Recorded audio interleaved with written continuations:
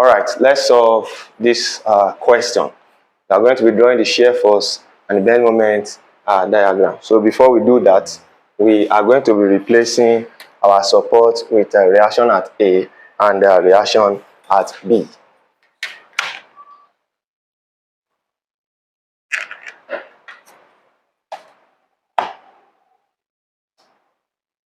All right, so here we are going to have reaction at A. Here we are going to have reaction at B. All right, so we are going to take the summation of vertical forces to be equal to what? 0.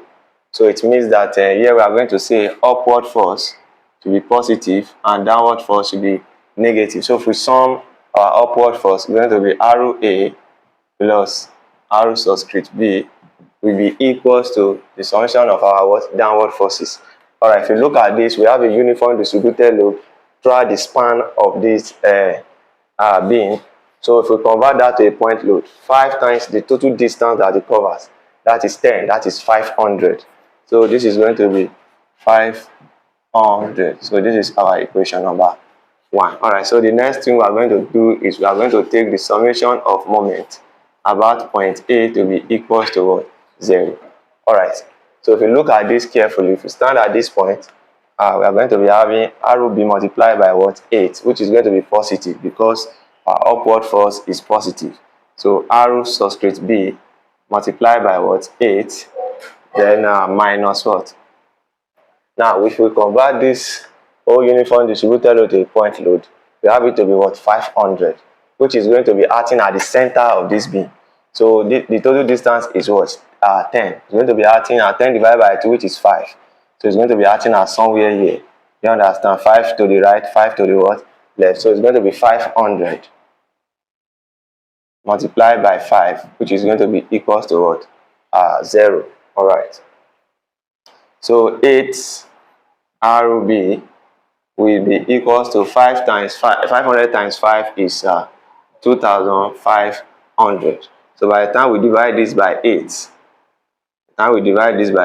our arrow subscript B will be equals to what? 312.5.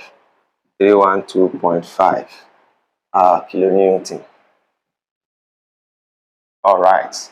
So now, the next thing we are going to do is our shear force. So let's start with, okay, we have now calculated our reaction at B, right? Reaction at A. All right. Since we have established this equation 1, our reaction at A will be 500 minus arrow B. That is 500 minus 312.5. 187.5 kilonewton. All right, so let's go for our shear force calculation now. Shear force calculation. All right, so the shear force at point A, at point C rather, we don't have any force at point C, that is going to be 0. The shear force at point B, all right, the shear force at point B, to stand at point B here, we have a uniform distributed load. If you convert that to a point load, that is 50 times the total distance, which is what? 2. So it's going to be minus 100. Then we have another upward force here, which is arrow B. Then that's going to be plus 312.5. So if we do this, we're going to have what? 212.5 kilonewton meter. All right. So and our shear force. Oh, sorry, kilonewton. Sorry, I was thinking it's bending moment. All right. So shear force at point A is going to be equals to what? So our shear force at point A is going to be our arrow B here, which is what? Which is 312.5 minus. All right. Now, if we convert this, if we start at point A, you observe that we have a uniform distributed load, which we convert to a point load, and it's giving us what? 500, right? So sorry, this is 50, please. This is not 5. This is 50, please. Sorry. 50 times, this is not 5, please. This is 50. All right, so 50 times the whole distance here, that is 10, right? So that is 500 minus 500. All right, so 312.5 minus 500, that's going to give us what? Minus 7.5, right? All right, so it's going to be kilonewton.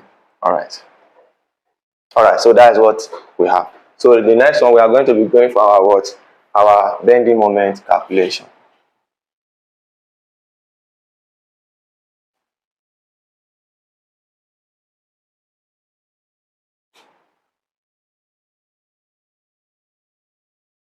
All right, so we are starting with bending moment at point C.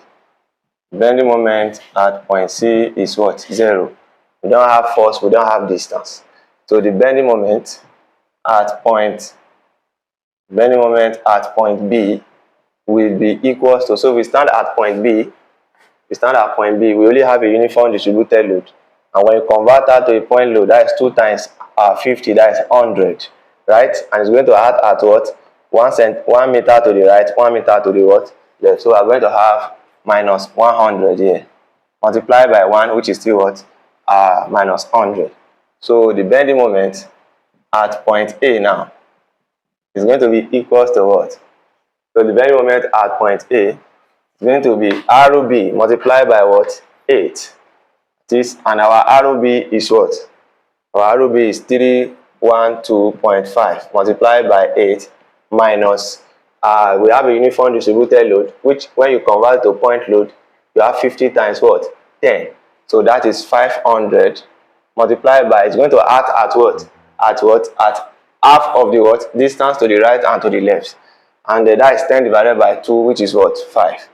So if you do this, what are we going to have? We are going to have this to be what? 0. All right. So now we can therefore draw our shear force diagram now.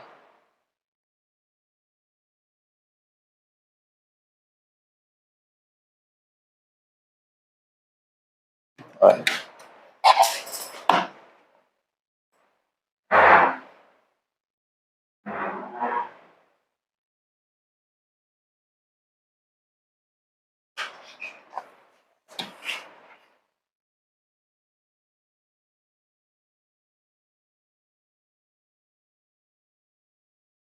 All right.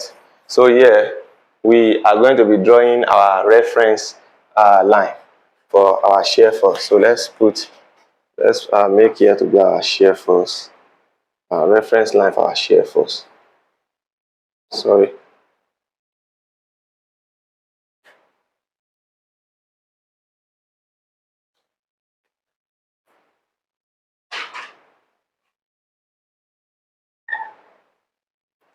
All right. So here, the shear force. Let's draw our shear force diagram first. The shear force at point C is what? 0. All right. So the shear force at point B is 217.5. So 217.5. So 0, and this is point B. This is 217.5. So somewhere around there. All right. So and the shear force at point oh, sorry, please.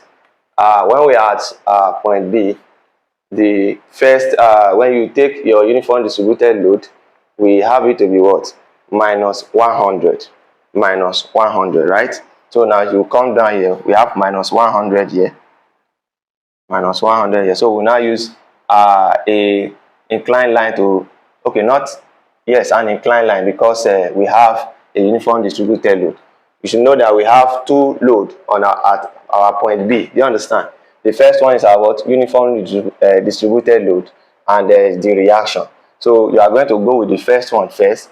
When you convert this to a what? If you convert it to a point load, you have it to be what? Minus 100. And your minus 100 is going to be somewhere here. So you join this point with this point, because it is a uniform distributed load.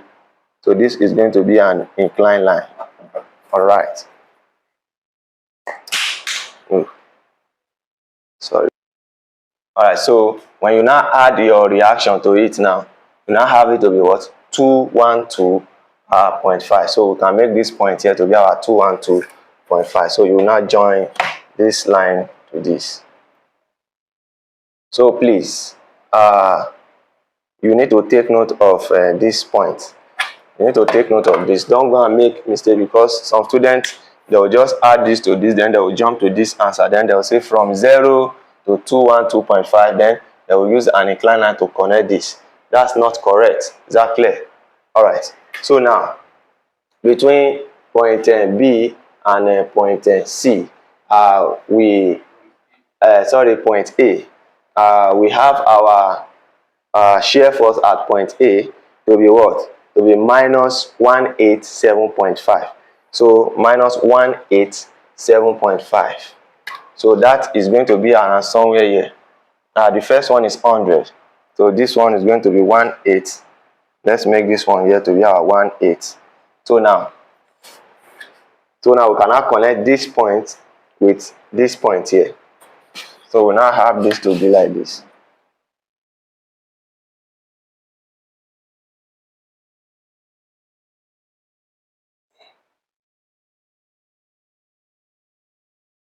All right, so that's what we are going to have. Then we are now going back to what? To 0. All right, so that is what we have. So this will be like this.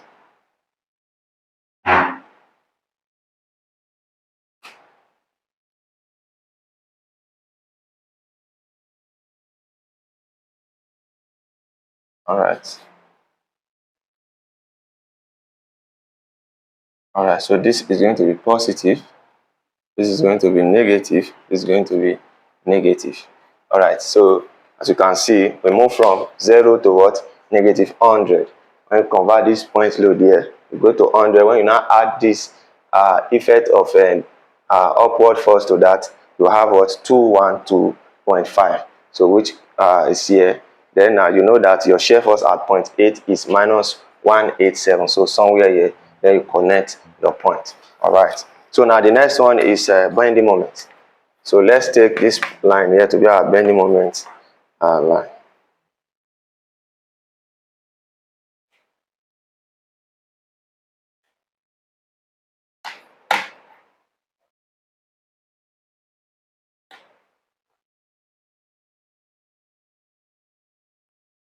All right. So now the bending moment at point C is 0.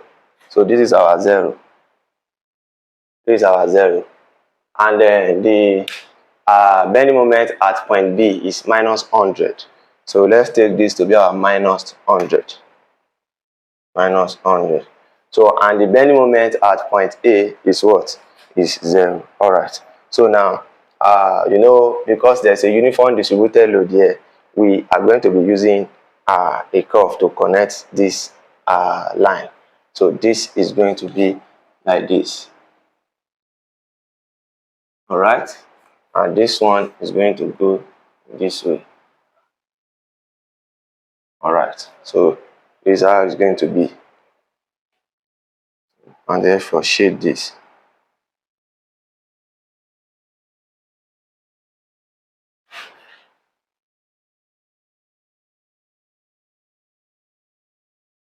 All right, so this is going to be a negative. All right, so this is our bending moment diagram. This is our shear force. All right, so this is our shear force diagram. This is our bending moment diagram. All right, thank you.